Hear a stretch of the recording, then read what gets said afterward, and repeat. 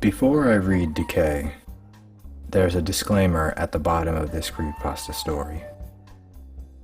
It is to a Reddit page by the original author, Richard Saxon, and it is more information for narrators. It seems to be something that you would want to show a narrator before they read your story, but it appears to have been taken down for whatever reason by the original poster. I'm going to operate off of desire to read this story because I find it interesting. I would love to be able to comply with the requests of the original author, but since it's not up anymore, I'm just going to read it and give credit where it's due. So, without further ado, Decay by Richard Saxon. "Am I gonna die?" the kid asked me as he was being rolled into the operating theater. It was a question I'd heard 1,000 times before, but answering it truthfully hadn't become any easier, even after years at the hospital. "Of course not. We're gonna fix you right up." I lied. He'd been crushed in a horrific car accident, and though we put all our effort into saving his life, hope was a limited resource. The fact that he had even remained conscious despite losing most of his blood was bizarre enough, but after 10 years on the job, nothing surprised me anymore. The anesthesiologist quickly put him under while we scrubbed in for the surgery.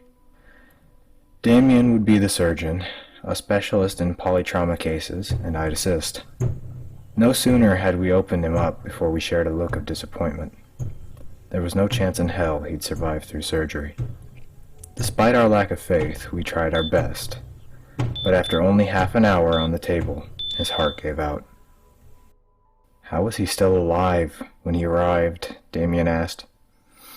He pronounced the time of death and left us to clean up the mess.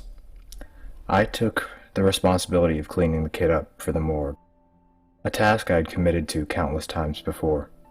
It wasn't something I personally enjoyed, but to me, it was my final chance to pay respect to the dead. The kid couldn't have been more than 15, and as I'd hear, he was just learning to drive. Unexperienced, and attempting his first drive on a slippery road. He managed to steer off into a ditch. His father died on impact, but he himself lived long enough to face surgery. As I put the needle to his open abdomen, his body twitched for a moment. I retracted the needle in surprise, wondering what had caused a post-mortem spasm. Then the boy suddenly gasped for air as his eyes shut open. He let out the most violent scream imaginable as he suddenly returned to life. "Help me!" he begged with a guttural voice as I stumbled back in panic and slipped onto the floor. I called for help, and the rest of the team came running into the operating theater, each panicking as they witnessed the dead boy scream on the operating table. His spine was fractured, so though he yelled in agony, he could do nothing to move. The anesthesiologist quickly attempted to sedate him while we checked his vitals. Despite all evidence pointing to the contrary, his heart had not started beating again. He was supposed to be dead. I started chest compressions, desperately trying to get his heart going. I cringed to the sound of his ribs cracking beneath my hands, and the boy's screams turned to gargles as he was unable to gasp for another breath. "He's not going under," the anesthesiologist yelled as he gave the kid a second dose of propofol. Of course, without a functioning heart, there'd be no way for the drug to flow through his veins, even as I tried my best to pump for him. After an hour of compression, the chief of surgery had intervened and ordered us to stop. At that point, we caused more damage than we helped. "What's happening to me?" the kid stuttered, still conscious. None of us responded. We couldn't find any words to describe the horrific sight before us. Most of the staff had left due to the sight. We'd faced many challenges in our career, but nothing quite like this. "What's your name?" I asked, despite already having seen it in the file. I just wanted him to focus. "Brian Dawson," he responded. I took a deep breath, doing my best to keep my composure. "You were in an accident, Brian," I told him. His eyes darted frantically around the room as he started to realize where he was. He tried to lift his neck, but due to the spinal fracture, he was completely paralyzed. I can't move, he cried. I walked closer, standing directly above him. "Brian, your heart isn't beating," I said. The chief of surgery, George, grabbed me by the shoulder and whispered into my ear, "We need to isolate the OR. Whatever's happening here is beyond us, and it could be contagious," George said. He rushed into the preparation room and picked up the phone. Through the glass door, I couldn't hear what he said, but I assumed he was calling security to shut down the ward. What about my father?" Brian asked, trying to hold back tears. I was taken aback by his question. I just told him his heart was destroyed and that he was essentially dead. Yet his first concern was regarding his father. "I'm sorry, Brian. He died on impact." He sobbed quietly. "So what's going to happen to me? I'm going to die, aren't I?" he asked. I didn't know what to say. I'd never been in any similar situation, so I just gave the only answer I thought might be of some comfort. "You're not alone. I'm staying here until the end." George had been quick to shut down the operating theater, and the Center for Disease Control had long since been alerted to our situation. We had nothing to do but wait, and pray to any god, that Brian wasn't contagious. I had already been exposed, so I examined Brian, checking for any chance of improving his situation. "Can you feel this?" I asked as I checked all of his limbs. "Not a thing," he responded.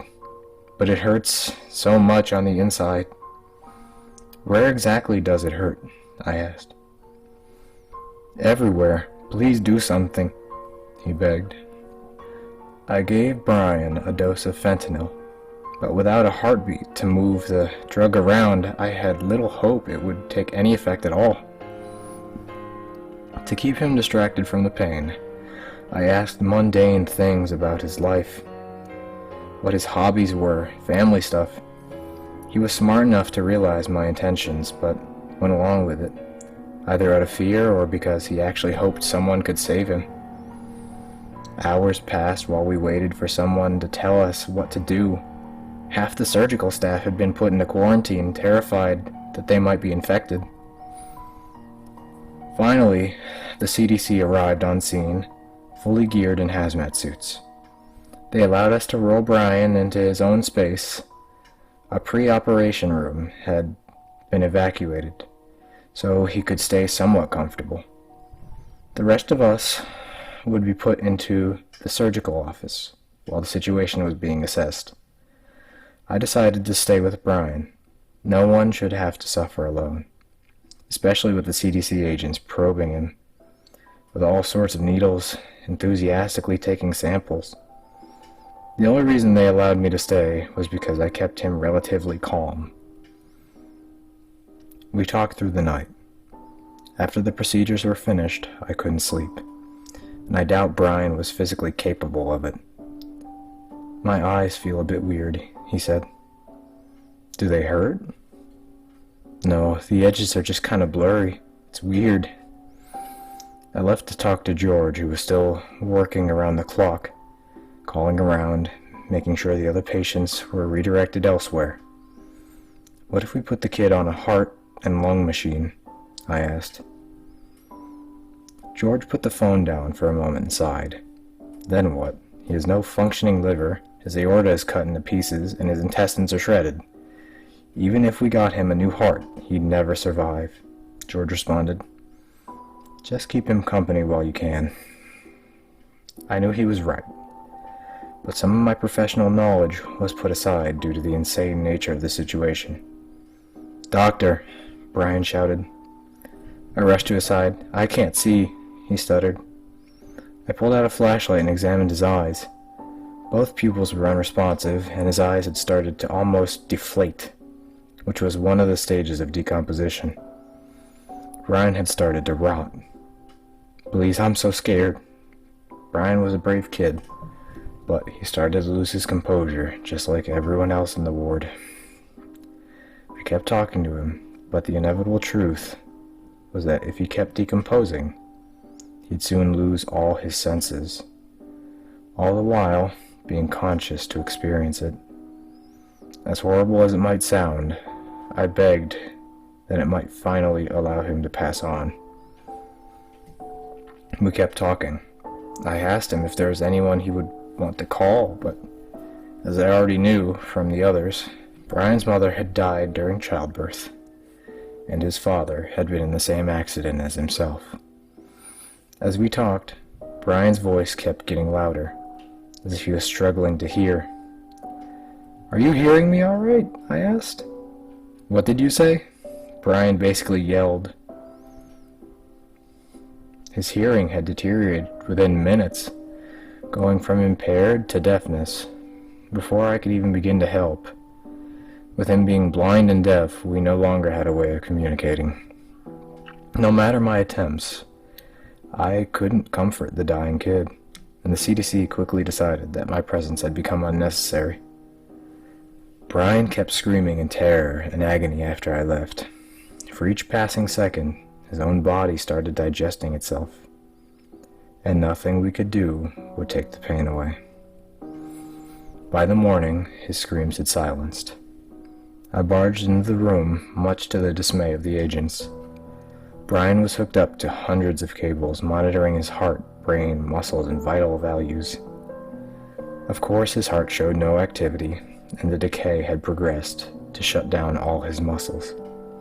He had quieted down, not because the pain was gone, but because he wasn't able to scream anymore.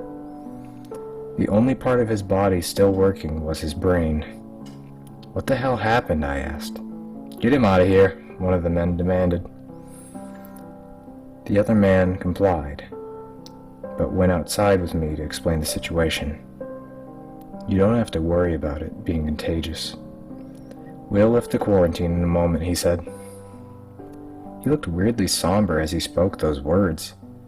"What about Brian? What will happen to him?" "He's still conscious, but he has no respiratory function anymore, so we have no means of communicating." Brian was still alive. Blind, deaf, and dumb, he had to suffer in loneliness and unable to die. "How long does he have to suffer?" I asked.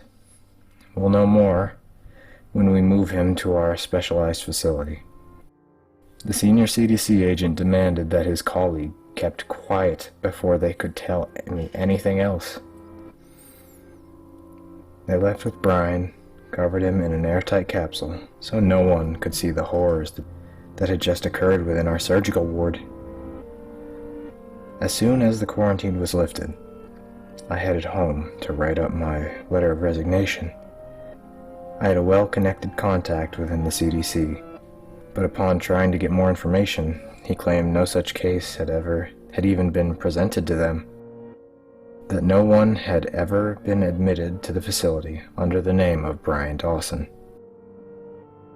About a month later, a lawyer, accompanied by a doctor, showed up at my door with a bunch of documents, all regarding doctor-patient confidentiality. The lawyer looked tired, worked down to the bone, as if he'd made many such trips before. He'd asked me to sign the documents, and to never speak of this again, saying I'd lose my medical license if I did. Not that it mattered to me. I'm done in that field for good. I was given an injection by the doctor. He told me that Brian's disease was not unfamiliar to them, and that it was extremely contagious, but only upon death. He explained that half the population is infected with a disease that keeps the brain conscious for hours, even days following death. Brian's case was special in the sense that he actually retained some motor function and was able to speak to us.